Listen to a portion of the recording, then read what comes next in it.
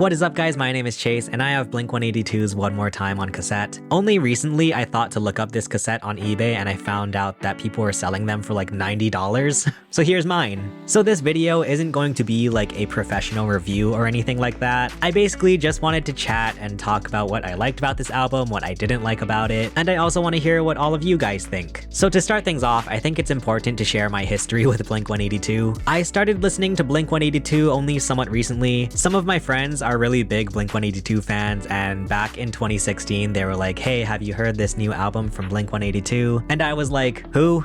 So I am by no means like an OG Blink-182 fan. I mean, I was introduced to them with Matt Skiba, so for the longest time I didn't know the difference between Matt Skiba and Tom DeLonge. So that also means that One More Time is the first Blink-182 album I got to listen to brand new with Tom DeLonge. So that's just kind of where I'm coming from. I liked California. I really liked California Deluxe. I thought 9 was pretty good too. Okay, let's finally talk about this thing. I guess we can start with the high points of this album for me. Here is a super duper hot take. I actually really like Edging. That might sound really weird, but I mean the song. From what I've seen, sort of the reaction to Edging has been kind of mixed. I actually really like it just for what it is, which is like, I think it's just a really fun, like upbeat sort of, you know, happy-go-lucky Blink song. I also might be really biased because I really like songs with sort of that like swing tempo. I don't know if that's the right term, I'm sorry. I should also mention I'm not like a professional musician or anything. I pretend like I know how to play the guitar and that's pretty much it. But yeah, it's just like very just fun, happy song and I really like it.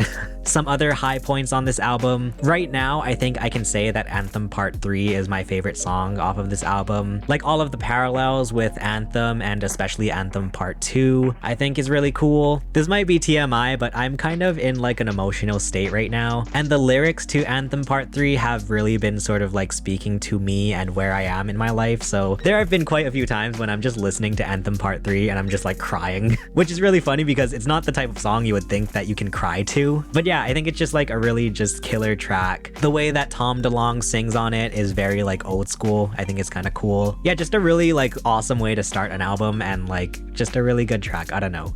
Oh, another high point on this album that I honestly was not expecting to be a high point at all, the song Blink Wave. When I first heard that title and the way that Mark Hoppus was explaining it, you know, it's like a combination of Blink and wave music, I was honestly very ready to skip that song originally, but after listening to it for the first time, that was like the one song that I totally remembered. It has a lot of those like retro vibes from Always. It also might be that I'm kind of in that pop and like sort of synthwave era right now. I've been listening to a lot of pop music outside of rock, like I've been listening to a lot of Lily Pichu, Churches. So the fact that Blink Wave is very different, I think has been really like appealing to me lately. I really like the vocal melody of the choruses. I don't know, I think that's a really like fun thing to just like, you're just like doing the dishes and you're like humming.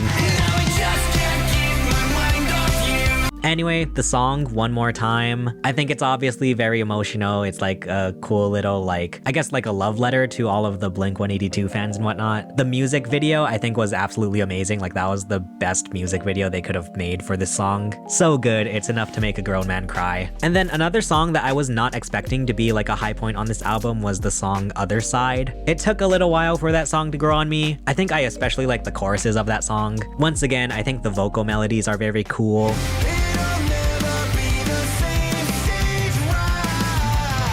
There's probably more stuff that I like about this album, but those were like the especially high points that I really sort of remembered and it sort of resonated with me. Let's talk about some of the things I didn't like about this album. Once again, as someone who doesn't know crap about music, I thought the mixing of this album was very weird. A lot of it just felt so compressed, especially with the drums. I don't know, something about the way it was mixed just feels very off to me. It was very like weird to listen to. There were also some points in this album where like listening to it would physically like hurt my ears. I don't know, it's a very weird experience. I don't know if that is like bad mixing or it's just like different and I'm not used to it, but it definitely threw me off the first time that I tried listening to this album. I guess another thing, I don't know if it's like I dislike it or it's just kind of weird to me. Some of the overlapping vocals in some of these songs I thought was kind of weird and interesting. So like for example, When We Were Young, there's some weird like vocal overlapping. More Than You Know going from like the pre-chorus into the chorus. And then in the choruses of You Don't Know What You've Got.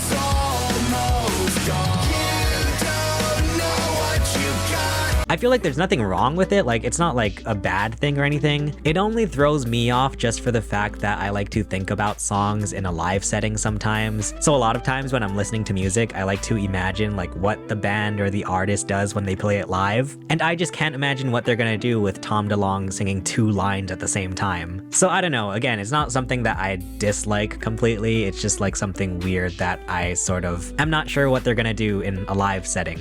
And then another thing that I thought was weird with this album was that there was an updated version of it. So basically, this album came out October 20th. A few weeks later, you could buy a digital, I guess like deluxe version of it on Blink-182's website. And so you had these 2 extra songs that were exclusive to the Blink-182 website. But then a few days after that, they released it on all of the streaming platforms. And even then, it was the thing where it was like a separate version at first. I think now they've sort of combined it into one version of the album. So yeah, that was a very weird thing that happened after the release of the album. I'm slightly salty only because I bought the album on the Blink-182 website to get those 2 extra tracks, literally the day before it went on all of the streaming platforms. And with those 2 songs, I think I really liked Cut Me Off. That was probably my favorite of the 2. And it also does mean that this cassette version of the album isn't even like the complete album. It doesn't have the 2 extra songs on it. Anyway, I think that's pretty much everything I have to say for now. Overall, I think this is a very solid Blink-182 album. Very exciting that we have a Blink-182 album with Tom DeLonge in 2023. I didn't even mention the Boxcar Racer song, the Travis Barker song. There's a lot to this album, but that's just sort of my take on it. Let me know in the comments, what do you guys think about this new Blink-182 album? If you want to see my original like track by track review of 9 from a few years ago, check out the video below. For now, thank you so much for watching. My name is Chase and I will see you guys again soon. Goodbye!